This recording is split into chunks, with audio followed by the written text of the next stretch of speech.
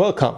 It's Facts You Don't Know. If it's your first time here and you want to find out new facts that will definitely make you smarter and more, well, and first make sure to subscribe and activate the notification bell so you don't miss anything. This poor child returned a wallet to its owner and asked for $1 in return, but he was laughed at. They were ashamed when they found out why. When philanthropist Kenneth Baring passed through the San Francisco Bay Area in the 1990s, he suddenly noticed that his wallet had gone missing. His assistant said anxiously, "Maybe you lost your wallet during your morning walk through the slums in Berkeley. What can we do now?" Baring reluctantly said, "We can only wait for the person who picked up my wallet to contact us."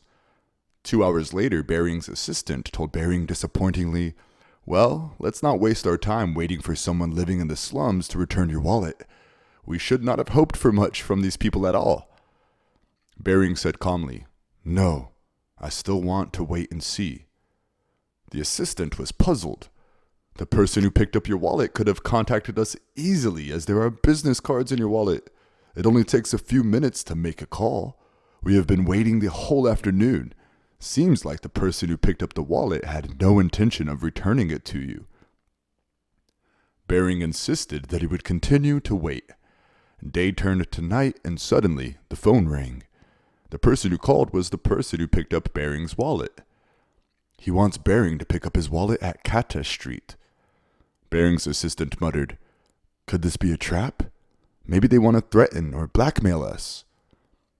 Baring ignored his assistant and quickly drove to Kata Street. When they arrived, a boy in tunic walked towards them, and in his little hands was Baring's lost wallet.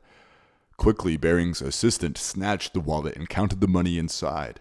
He was surprised that not a single note was missing. "Sir, could I request for a little money?" the boy said sheepishly. After hearing those words, Baring's assistant laughed. "See, I knew it." Before he could finish his sentence, Baring interrupted his assistant, smiled, and asked, "How much do you want?" "Only $1, the boy replied sheepishly.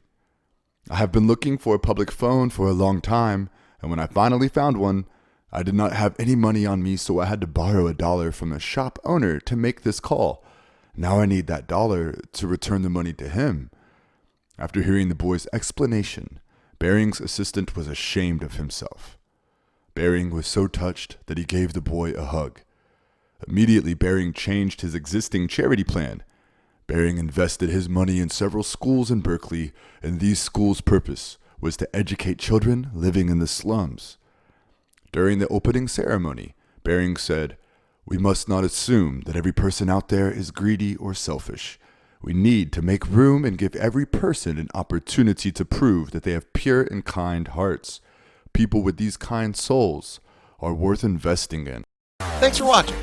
Please like and share the video in social networks. We'll be right back to you as fast as we can.